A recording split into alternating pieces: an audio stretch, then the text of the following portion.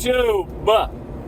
Well, now I've done it. I've drastically impacted somebody's delicate sensibilities. I've bruised some egos, right? And apparently I'm out to insult and to put down and to I'm out to make people look bad and talking trash about other drivers and their decision to rent a truck. And it's like, how can I say this any more clearly? How is it that I can get this whole idea of when you walk into an orientation and you say to yourself, I'd like to sign up and I'd like to rent one of your trucks from you. And then on top of that, I'd like to give you 25 or 30% of my of every load that I haul. Where in your head, right? Where in your mind does that sound like a good decision? And then when somebody like throws it in your face and goes like, well, why would you make such a decision like that? Why would you make that decision and then turn around and negatively impact your life over and over and over again? And not only your life, but what about the people that are home, your wife, your kids, your family, the people that you're out here doing all this for? And then you turn around and you say, oh, I got another negative settlement this week, no money again. I'm going to try and defer one of these payments. You know what? Let's not go. Let's go ahead and not pay this bill this month so we can put food in the fridge. And then you're like, well, you know what though? It was that particular lease. It was that particular rental agreement. I'm going to go over to this company now and rent a truck. I tried Prime. Their rental agreement sucked. I tried Schneider. I tried Mercer. I tried Tribe. I've gone to Swift now. I've gone to Western Flyer. I've gone to, over and over and over again, all these poor decisions. And then you get on the internet and you tell people what a great idea it is. You should be telling those people, like, call them names. Call them liars.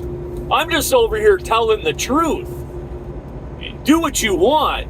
It has absolutely zero effect on my life. But I can tell you, when people turn around and start going, well, driver's lounge, you're insulting your fellow driver, and you're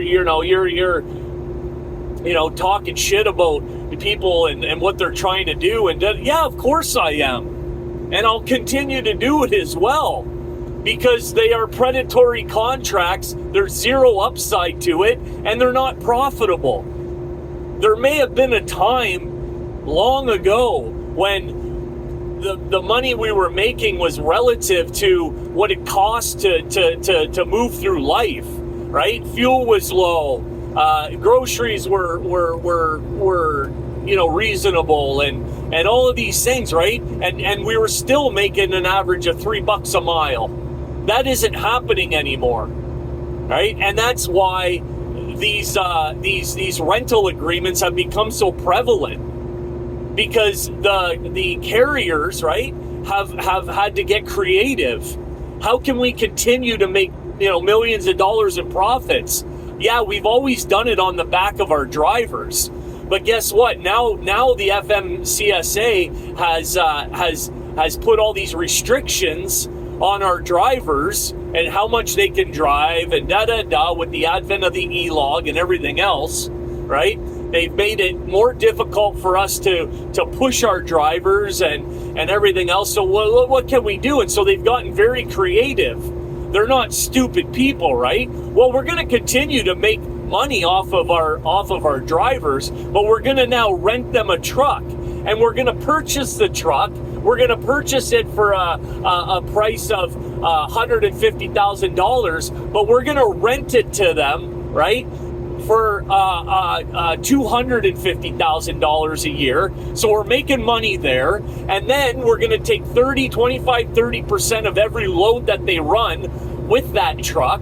Okay, we're going to do that too. Okay, yeah, that sounds like a great idea. What else can we do? Well, and then when they get close, right, to finishing this agreement, we're going to starve them, right? Because we got them by the short and curlies.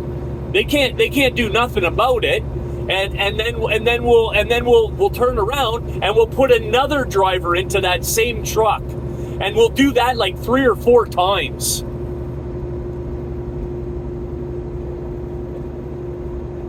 And then we'll sell that truck for $50K, right? And we'll do that over and over and over again. Yes, great idea. Great idea. And then you want to turn around and get on the intranet and tell all these drivers that have illusions of the trucking industry right out of trucking school, you know. I mean, it's difficult enough out here. And then you want to set these new drivers up. Hey, look, I don't want to be the only idiot. Like, you know, misery loves company, so to speak. And yeah, it's idiotic, man. There's no need for it. What's the upside to renting a truck from a carrier? What's the upside to it? You go around, tell people you're an owner-operator when you're not, right? You go do that, and then you have negative settlements, and and then, yeah, not only are they going to charge you they're going to take 25-30% off every load, they're going to charge you an exorbitant amount of money for every week that you have that truck. You're gonna overpay on that, and then they're gonna force you to do all the maintenance on their truck. And while you're at it, you're responsible for all the maintenance on it. Well, wait a second, like there was already the truck I got, it's got 300,000 miles on it. What do you mean I'm responsible? Well, you know, it goes down the road when you got it. I mean, that's the deal we're offering you. You want to be an owner-operator, don't you? That's what owner-operators do. You're in the big time now. You know? And it's like, boom! Like what? So, you know, the people that are talking shit about these videos that I'm making, I'll call them the truth. Right? It's the truth. The people that have issues with it are the people that are, you know, caught in this delusional mindset that, well, you know, I mean, and they don't want to hear the truth. They don't want to hear it.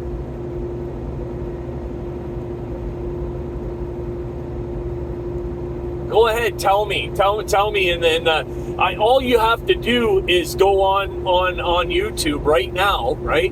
Go on YouTube and go ahead and listen to video after video after video about people that are in the negative in their settlements every week, and they're asking their companies, hey, can you defer this payment this week? You know, can I like once you start doing that, man, like just throw the towel in. It's game over.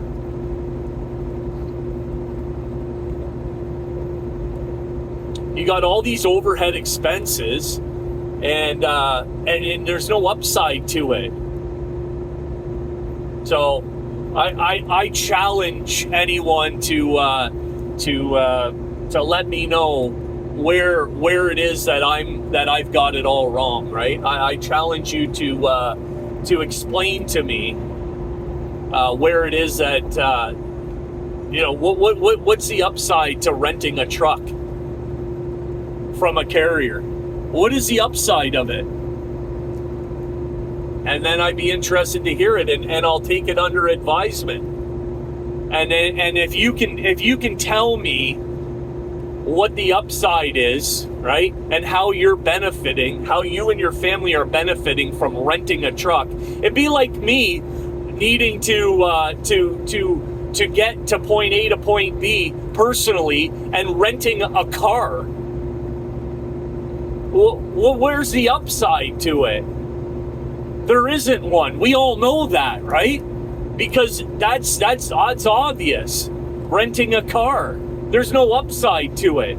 You're paying, you know, and but you want to sit here and say that renting a truck is profitable, and it's worthwhile, and it's an intelligent move, and then you want to tell everybody else that it is. So I don't know. Let me know where I can find like some receipts that renting a truck from these carriers is a good idea, and I'll delete every video that I ever made about how leasing is a bad idea. I'll delete it right away. All of them. And I'll make another video saying, oh, well, hey, here I am to tell you, I seen it with my own eyes, renting a truck from these mega carriers, renting a truck period, you know, from anywhere, and giving away 25-30% of your every load you make, and all the rest of it is a good idea. Here it is. Here's the proof. It's a good idea. I take everything back. But I doubt very highly that that's going to happen. Driver's Lounge, over and out.